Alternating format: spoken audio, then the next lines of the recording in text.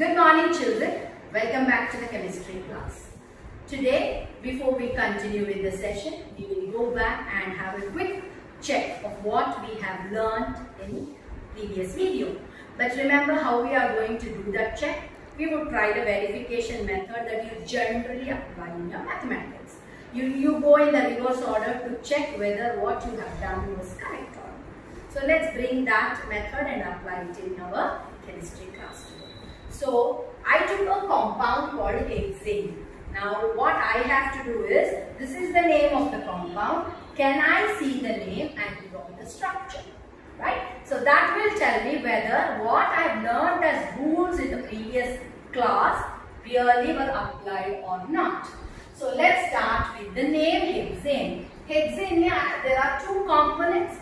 But first part of the name, like we learned in the previous class, tells us the number of carbon compounds, and the second part of the name tells us the type of bonds between those carbon atoms.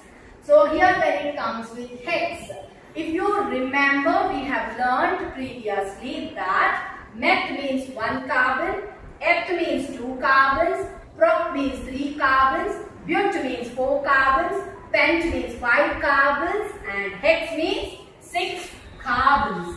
That means the parent chain is having 6 carbon atoms in it. Now when you look at the second part of the name says ane. What does it tell? This indicates, or this tells us what kind of a bond was there between those 6 carbon atoms. Right? What was the bond? The name is ane, and we know it means that all single bonds are there here.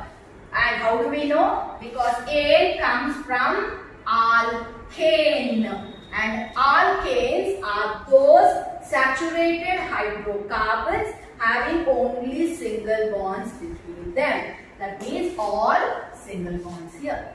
Now let's draw the structure. 6 carbons, so let me quickly put 1, 2, 3, 4, 5, 6. And ane means all single bonds between the carbon atoms. Right?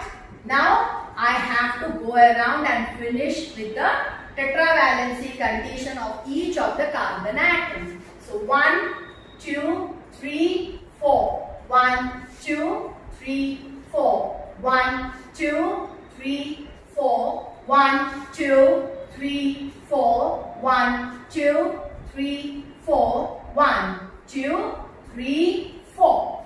And remember, this is a hydrocarbon. So carbons are here. What was missing was hydrogen. So here goes hydrogen, hydrogen, and there hydrogen, hydrogen, hydrogen, and it is. Right? So this is hexane. Now let's check whether the formula wise was it right or not. 1, 2, 3, 4, 5, 6 carbon. So that is C6 and 1, 2, 3, 4, 5, 6, 7, 8, 9, 10, 11, 12, 13, 14. 14 hydrogens. So hexane with C6H2. Is it correct? If you remember, alkane ka formula was CnH2n plus 2. So N is 6. So that would be C6H 2 into 6 plus 2. That would be 12 plus 2. That would be 14. So formula would be C6H14. So were the rules applied correctly when we were doing this? Yes. Right? So every compound is named with using certain rules as their reference. Now the question would be, who has these rules? Who framed them? Who administers them? Who monitors whether they are being followed or not? Children, for that we have something called as IUPAC. Now IUPAC stands for International Union of Pure and Applied Chemistry. Now this is a place where the rules have been set and all the rules are written in the segment of nomenclature of organic chemistry, and those are the rules I should apply whenever I am naming a compound, right? So let's, before we go to the next example, let us take a small break. Let's take one more example. This time we will take a branch structure to see and apply the rules that we have learnt in the previous video. So let's take one compound, say 3-methyl hexane. Now the reason I took hexane is just now we have drawn the structure of hexane, so you understand the parental chain. Now here we have taken a branch. How many branches? Remember, methyl is the only thing written there, that means there was only one branch. And where exactly is this methyl group attached? This is the location, that means on the third carbon. So let's draw the structure. Hex means 6 carbons, ane means all single bonds. So 1, 2, 3, 4, 5, 6, then all single bonds. Then what should I do? Finish with the tetravalency condition of carbon. So there it's 1, 2, 3, 4, 1, 2, 3, 4, 1, 2, 3, 4, 1, 2, 3, 4, 1, 2, 3, 4, 1, 2, 3, 4. Right? So hexane, I have drawn the skeleton of the parental chain. Now I have to put the functional group. What is the functional group? Methyl. And where should I put the methyl exactly? On the third carbon. That means first I have to identify the third carbon. If you remember, I said for my convenience I will start always numbering from the right towards the left. So this becomes my first carbon, this is my second carbon, and here is my third carbon. Right? So, and this would be my fourth carbon, fifth carbon, sixth carbon. And where is my functional group? On the third carbon. What is my functional group? Methyl. What is the formula of methyl, children? CH3. So, third carbon I will put C, then H3, that means 3 hydrogen atoms. So, where is this methyl group? On the third carbon. Finished? Now, let's fill up with hydrogens. So, there goes 1, 2, 3, 4, 5, 6, 7, 8, 9, 10, 11, 12,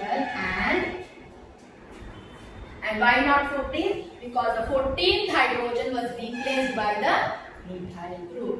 Right? So hexane, which was C6H14.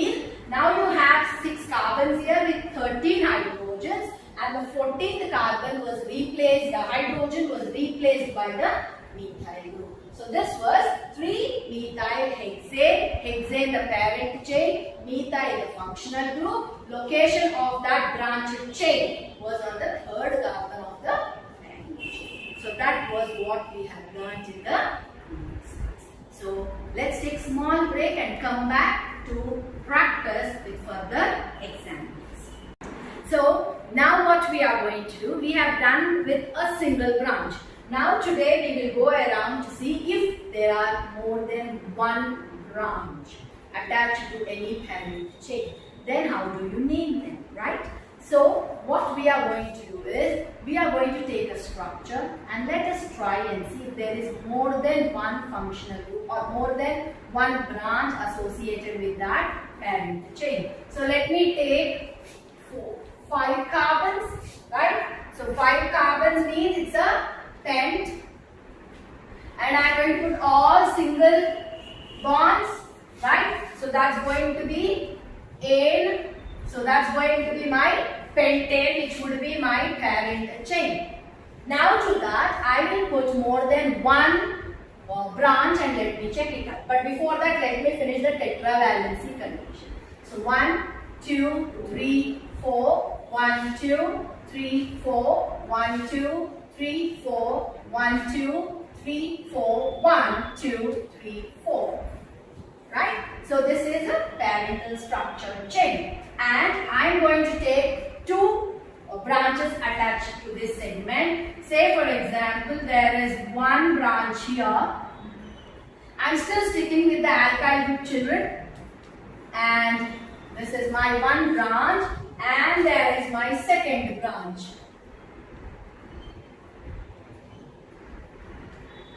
So how many branches? Two branches. That means more than one branch is attached. Now remaining are your hydrogens.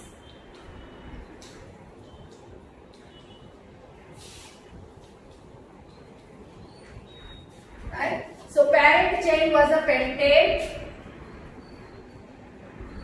Now attached to pentane there are two branches there. This is one branch and this is my other branch. And each one is a methyl group only because it is CH3. CH3 means methyl. And how many do I have? I have two branches attached, two methyl groups. I have two methyl groups attached, right? And before I name, remember, I have identified the branch as the alkyl group, that is methyl. Now I know there are more than one branch. Here in this case it is two. Two means di, right? Two mono, di, tri, tetra, if you remember the numbering. So two groups means, two branches means that. And then remember the group, I have to definitely check the location. Now what could be the location? Convenience sake, let me first number it as 1, 2, 3, 4, 5. So where are the chains attached or where are the branches attached? Here it says to the third carbon and here it is to the fourth carbon. So that is third carbon and fourth carbon, together it is 7. Children, remember other day I said least number for the branches is a rule. Just to cross check, I will number from the opposite direction also. 1, 2, 3, 4, 5. If I number the chain in this direction, then the branch is on the second carbon and on the third carbon. And what is 2 plus 3? 5. So which is the lowest number? Which is the least number? 5. So this numbering will not be accepted. This will be accepted. So I cannot number this way. What is the number accepted? Will be this. Every time you will number both the sides. Check if more than one is there, both the locations. That to remember, provided both are of the same group. Then only you will do this addition part of it. Otherwise you will not. And when they are same and you add, you should see which one has the lowest sum. And here it is 2. So what could be the name of the compound? Remember, parent chain was pentane. What was the branch? Methyl branch. How many methyl groups were there? 2. So it is dimethyl. And exactly where are those methyl branches attached? On the second carbon and on the third carbon, that is 2, comma. So what is the name of the compound? 2, 3 dimethyl pentane. 5 carbon chain, all single bonds, CH3 attached on the second carbon and on the third carbon. So dimethyl, 2, 3 dimethyl is the structure.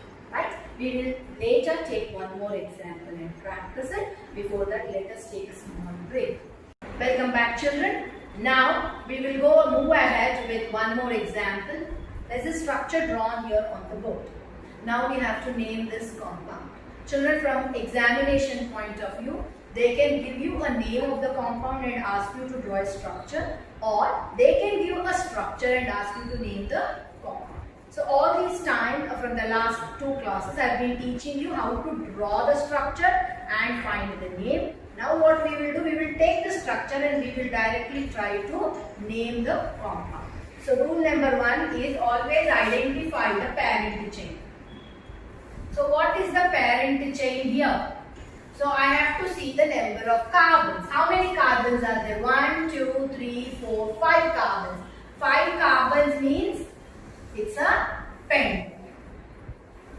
right? So parent chain has 5 carbons. And what are the type of carbon-carbon bond present between? They are having all single bonds. It's a single bond, so it is a ane. So what is my parent chain? Pentane. 1, 2, 3, 4, 5. It's a pentane. Now I have to check out for the branch. Now when I am checking for the branch, I found that there was one here and there is one here. So my branch was chlorine, right? And chlorine comes under your halo group. Now let's come back. Chlorine, and it is written as chloro. So what is my group? Chloro. And how many are there? There are 2 chloro groups attached. So 2 chloro groups attached. That means it would be dichloro. So that was pentane and dichloro. So we did in the second step. Now what is the third step? Where exactly are these chloro groups attached? That means we have to find out their location. So remember, convenience sake, let me start numbering from here. 1, 2, 3, 4, 5. Where is it? Second carbon, third carbon. And remember, if it is the same group, I will always add and check and I get 5. Just to be safer and for cross checking, let me number this way. 1, 2, 3, 4, 5. It's on the third group, third carbon, and it's on the fourth carbon. 3 and 4 makes 7. Can I accept it? No. So only this is accepted. So this was not right. So what is my compound location? Was 2 and 3. So how do I write the name of the compound? Let's come back. Pentane, parent chain. What is the group? Chloro group, but how many? 2, so it's a dichloro. And where are the locations of these 2 chloro groups? 2, 3. So what is the name of this compound? 2, 3 dichloropentane. Remember, ane means it's a saturated segment. So this was how we made this. Move to the next example, children. You can see a structure here, right? So here first we will determine the parent chain. Then we will go around to identify the branch. Then we will identify the location. These are the steps I should follow, right? So let's start with the parent chain. This is my parent chain containing 1, 2, 3, 4, 5, 6 carbon atoms. 6 carbon atoms means it's a hex. All are single bonds between the carbon atoms. That means it's a ane. So my parent chain is hexane. So first part done. Now coming to branches. Let's see the branches. Now when I check the branch, I find one chloro group here and one bromo group here. If you remember, chloro group and bromo group come under halo group because they are your halogens. So one is chloro, other is bromo. Now remember, the rule here that you have to know is, if it was the same group, right here there were 2 chlorines, it was the same, then I checked if 2 means di, 3 means tri. But here in this particular example, we have 2 entirely different groups. So what I should do when it is different groups, I have to arrange them in the alphabetical order. What do you mean by alphabetical order? B, C. What comes first in alphabet? B comes first and later comes the C. So always remember, you have to write this first and then you will mention this in the name. That is the rule that you have to follow. Now coming down to location. How do I find the location? For that, first I have to number the carbons on the parent chain. How do I do it? Convenience sake, I will start from the right hand side. So let me say this is the first carbon, second, third, fourth, fifth, sixth. Right? So my bromo was on the third carbon and my chloro was on the fifth carbon. And what is 5 plus 3? 8. Right? Now, let me check the other way around also. To be on the safer side, if I take this as 1 and this as 2, 3, 4, 5, 6. Now, where is chloro group? Chloro group is on the second carbon. And where is my bromo group? My bromo group is on the fourth carbon and 2 plus 4 is 6. So which is the least one? This. So this is not accepted. Right? So we have found out. Now we got the location also. So location done and branches identified. We got the parent chain. Now what I have to do? I have to just group them together in a proper order. First comes hexane parent chain. Right? Then comes your group. And alphabetical order when I am putting the branch. First comes bromo. And where is bromo? On the fourth position. So it would be 4 hyphen bromo, comma. Where is the chloro group? Second. 2 chloro hexane. So what is the name of the compound? 4 bromo 2 chloro hexane. Means what? A parent chain containing 6 carbons with all single bonds between them has a chloro group attached on the second carbon and a bromo group attached on the fourth carbon. And that's how you name the compounds using all these rules. And who administers these rules, who monitors these rules, all are done by this IUPAC, that is International Union of Pure and Applied Chemistry. And where are these rules written and kept? Under the headings of nomenclature of organic chemistry.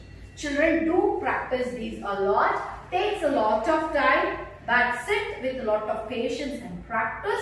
More you practice, more perfect you become. Right? So let's meet back in the next class. Have a wonderful time, children. Stay at home and take care of your health. Bye.